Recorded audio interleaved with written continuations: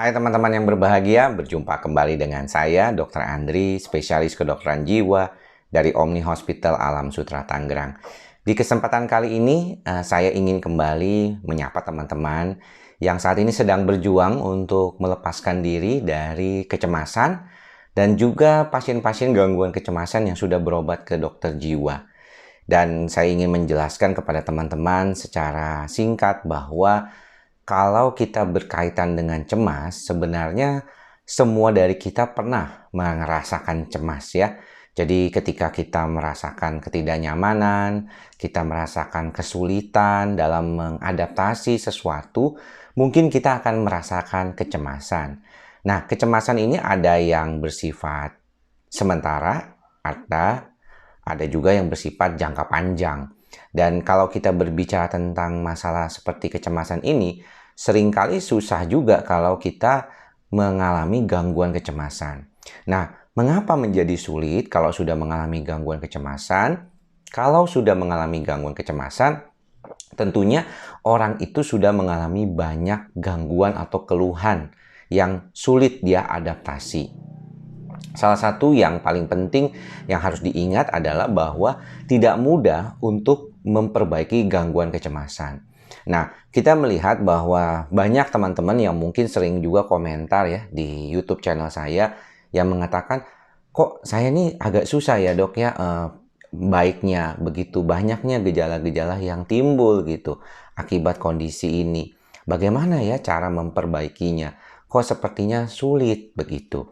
Nah, ketika dibandingkan dengan teman-teman, seringkali mereka juga berkata, kok teman saya bisa sudah enakan, saya masih belum nyaman gitu ya.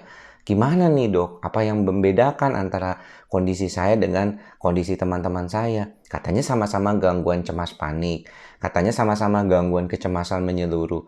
Tapi kok dia sudah baik, katanya sudah enakan, tapi kok saya belum gitu. Nah, untuk membicarakan hal tersebut tentunya sangat kompleks teman-teman. Sehingga mengapa di dalam beberapa kali kesempatan teman-teman bertanya di komentar ataupun mungkin juga di DM, tidak semua bisa saya jawab ya. Saya biasanya akan merujuk kepada video-video yang saya buat karena banyak sekali video-video yang terkait dengan kecemasan di YouTube channel ini dan teman-teman bisa ambil pengetahuan itu gitu. Nah, kalau kita berbicara tentang gangguan kecemasan saja, maka rujukannya saja ini selain buku teksnya wajibnya dokter jiwa yaitu Kaplan and Sadok yang sinopsis yang tebelnya itu hampir 1000 halaman. Ada lagi satu buku tambahan yang khusus membahas tentang gangguan kecemasan. Tebelnya aja udah segini gitu ya. Jadi teman-teman sudah pernah saya jelaskan terkait dengan ini bahwa untuk membahas tentang gangguan kecemasan saja itu bukunya setebal ini gitu. Jadi tentunya apa yang saya bicarakan sama teman-teman ini adalah sebagian kecil dari apa yang bisa saya sampaikan ke awam. Karena tidak semuanya yang saya bisa omongin itu bisa teman-teman memahaminya gitu di dalam praktek. Berkali-kali saya berbicara pun di video-video YouTube saya terkait dengan pengobatan, terkait dengan diagnosis. Banyak di antara teman-teman yang masih terus bertanya, kenapa begini, kenapa begitu gitu ya. Dan itu memang sangat wajar. Karena memang ketidakmampuan untuk memahami. Wajar karena bukan juga dokter. Lah dokter aja yang kena gangguan kecemasan panik seringkali bingung begitu. Jadi wajar sekali ya kalau teman-teman itu sulit memahami gangguan cemas itu seperti apa, apakah ini memang gangguan cemas atau bukan, jangan-jangan saya punya penyakit lain, apalagi yang disertai gejala-gejala psikosomatik yang berat, begitu yang sangat tidak nyaman gitu ya, apalagi kalau sudah menggunakan obat, terus ada beberapa orang pakai golongan benzodiazepin tidak berhenti gitu ya. Terus kemudian dia pengen tiba-tiba berhenti setelah beberapa tahun pakai dan akhirnya mengalami gejala-gejala putus obat gitu. Dan itu membingungkan tentunya buat teman-teman. Sebagian dari pertanyaan teman-teman ya, itu sudah saya jawab ya di 500-an lebih video yang saya buat. Tetapi untuk memahami kecemasan ini lebih lanjut memang tidak mudah. Maka daripada itu saya suka mengajak teman-teman selain daripada teman-teman yang mengalami gangguan ini juga keluarganya. Ya, keluarganya juga ikut menonton. Supaya apa? Supaya jadi memahami, oh ternyata nih gangguan kecemasan itu tidak semudah yang dibayangkan. Ya, jadi pikiran kita yang mengatakan bahwa harusnya kalau ngobatin gangguan kecemasan itu kan bisa cepet, nyamannya harusnya dapat juga dok dari pengobatan. Betul, nggak mudah memang pengobatannya, tetapi ada beberapa orang yang merespon dengan cepat gitu pengobatannya. Diobatin langsung baik. Nah sayangnya ya, gangguan kecemasan ini itu tidak sama dengan gangguan yang diakibatkan karena misalnya bakteri atau virus atau jamur ya atau parasitnya lain. Kenapa? Karena nggak ada barang yang kita tuju tuh jelas gitu. Sistem otak itu nggak segampang yang kita kira. Ya, interaksi sistem organ satu dengan yang lainnya sehingga dia bisa menghasilkan gangguan kecemasan itu tidak semudah kita membayangkan bahwa oh iya ini adalah sesuatu yang ya pokoknya ada satu sistem gitu. Saya permudah penjelasan saya di teman-teman dengan menggambarkan adanya satu bagian otak yang namanya amigdala yang terus aktif ya ketika dia mengatasi gejala kecemasannya.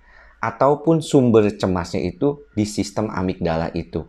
Jadi kalau teman-teman perhatikan, saya selalu berbicara tentang golongan obat, serotonin, kemudian juga benzodiazepin, salah satunya obat cemas yang seringkali digunakan, misalnya alprazolam, sanclobazam, juga penggunaan fluoxetine, sertralin sebagai antidepresan SSRI yang punya bagus sekali untuk membantu gangguan cemas. Tapi nggak semuanya cocok loh dengan obat-obat itu. Banyak pasien-pasien saya walaupun sudah diberikan dosis yang kecil, dia makin merasakan tidak nyaman dikasih antidepresan SSRI. Jadi ketika teman-teman tuh belakangan kalau saya lihat pasien ada yang suka tanya, dok apakah misalnya saya diberikan obat golongan antidepresan SSRI? Ya, Anda diberikan golongan obat antidepresan SSRI. Dan itu saya kira adalah satu obat yang sangat baik ya untuk membantu Anda untuk memperbaiki kecemasan maupun juga gejala-gejala cemas depresi yang seringkali muncul. Nah, tapi kenapa ya dok nggak sama efeknya itu dengan apa yang dibilang? Katanya jadi nyaman, kok badan saya jadi nggak enak. Nah itu memang seringkali merupakan efek samping awal dari kondisi ini gitu. Yang paling penting adalah bagaimana kita bisa memahami nih bahwa pengobatan itu memang ada standarnya. Ya di dalam buku ini dibahas juga.